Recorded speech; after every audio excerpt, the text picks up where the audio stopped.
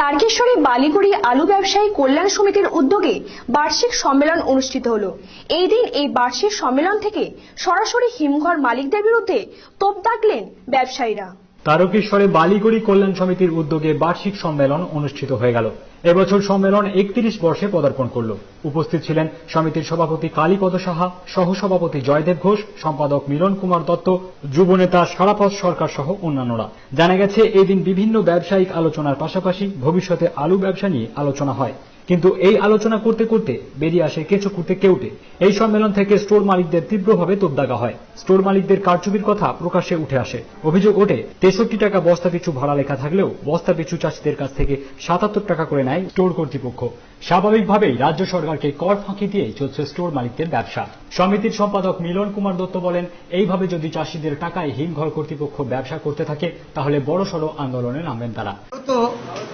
আমরা এই সংগঠন কৃষক ভিত্তিক, অর্থাৎ আমরা প্রত্যেকেই কৃষক পরিবারের সদস্য এবং আমাদের প্রত্যেকেরই সেই জমি জায়গার উপর নির্ভরশীল এবং তারই ফাঁকে আমরা যারা বৃহত্তম স্বার্থ নিয়ে লড়াই করছি।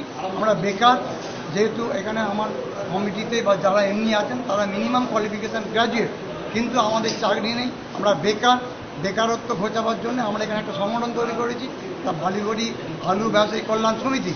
এই সমিতির ছত্রছায়ায় মোটামুটি 125-30 জন সদস্য যুক্ত হয়েছেন এবং আমাদের আজকের সম্মেলন মূলত এই ভাড়া বৃদ্ধির প্রতিবাদ। আগামী দিনে যাতে সরকার বাহাদুর ভাবেন যে এই ভাড়া অন্যায়ভাবে বাড়ানো হয়েছে, স্টোর মালিকরা তাকে ভুল বুঝিয়ে মিথ্যে প্রতিশ্রুতি দিয়ে এই ভাড়া বাড়িয়ে নিয়েছে।